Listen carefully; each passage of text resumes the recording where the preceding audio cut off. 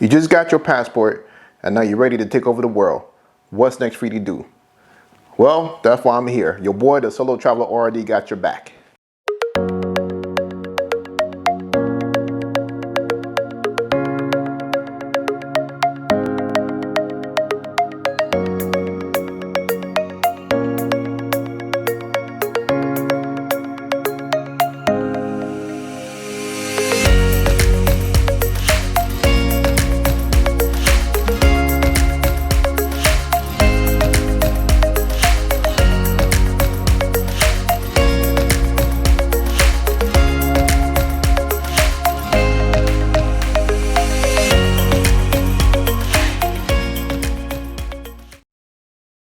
So you got your passport and now you look at them leave the country, you're looking to move around to different countries or whatnot. Well, there's things you need to know before you purchase your first ticket.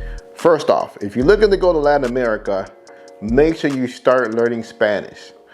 That is your key. I'm sure you guys heard from other people who move around and go to these different countries in Latin America that they don't speak Spanish, but that is the wrong thing to do. You want to make sure you pick up Spanish.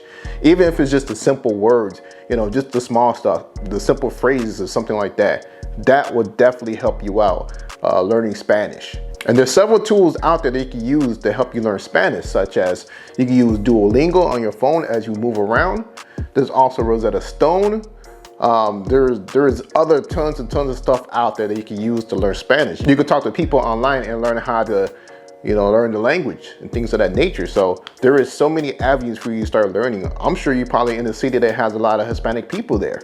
I know if you're in a big city such as New York or Miami, Chicago, even in California, Texas, oh yeah, you definitely could run up on somebody and start learning some Spanish. Definitely friend someone who is a native Spanish speaker, because that definitely will help you out. Next up on the agenda is for you to find your plane tickets to go to whatever country you plan to go to. So there's several applications and sites for you to use to search for airline tickets. One of my favorites to use is Hopper. Hopper is one of the cheapest applications you can use to buy tickets. Of course, you know, purchasing tickets, it varies per location that you're living in, such as I'm sure tickets are extremely cheap if you're flying out of Miami or Atlanta. Also, there's cheaper plane tickets flying out of New York. However, for us in Chicago, tickets are extremely expensive for us, no matter what. And I'm sure for those that are out there in California, if you're going south of the border, such as South America, I'm sure leaving from California to get to Mexico is extremely cheap. However, going to South America, I'm sure it's expensive for you. But for us here in the Midwest, such as Chicago, Detroit, all of us, we're dealing with expensive plane tickets to get down to South America. But like I said, the first one is the Hopper. You can also use Kayak, as well as you can use Skyscanner.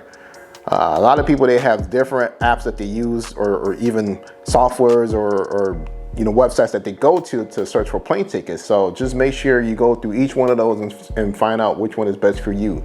And for some people, it's even cheaper going to the actual airline site to search for plane tickets. But for me, I haven't had any luck with that. The only time I actually found some luck is when I was searching for flights while I was down in Colombia, while moving around in Colombia.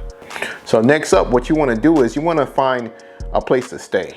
So you have two options, even three options. It depends on where you're going to and who you know or whatnot. If you become an experienced traveler, the third option will work for you. However, the first option you have is hotels. Hotels are pretty good, safe, you have security, and you know what you're getting yourself into with hotels.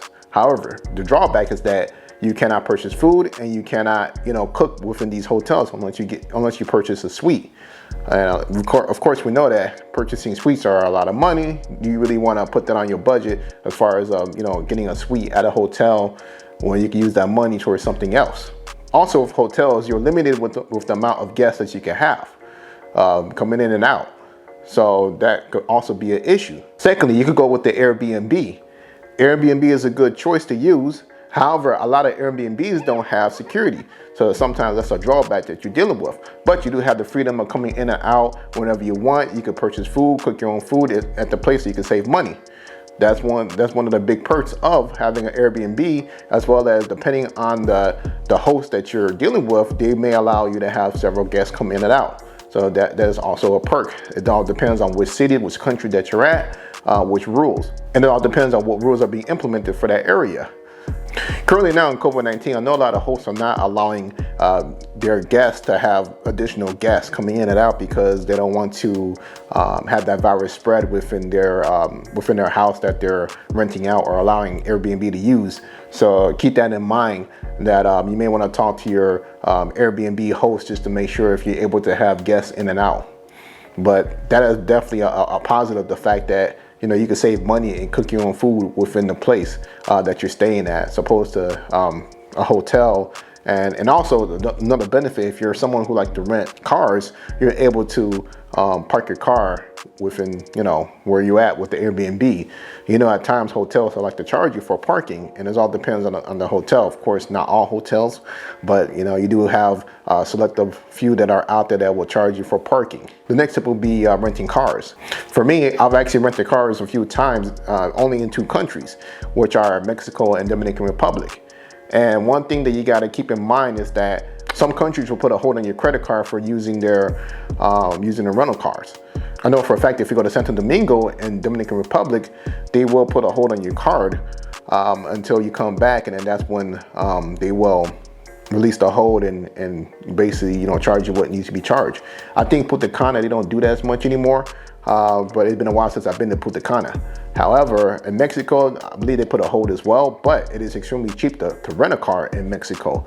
And I think one time when I went to Mexico, I think I rented a car for about $1 or maybe $2 per day. What was the expensive part was the insurance to ensure that if something were to happen, I was safe, I was covered. But I know a lot of people who travel a lot, who like to rent cars. A lot of times what they'll do is they'll rent from locals that they know within these countries and get a lower rate.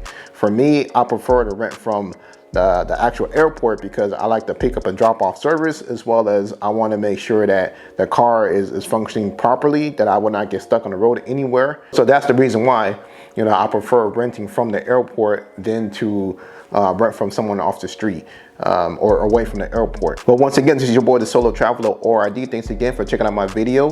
Please like, subscribe, and share, and I'm out.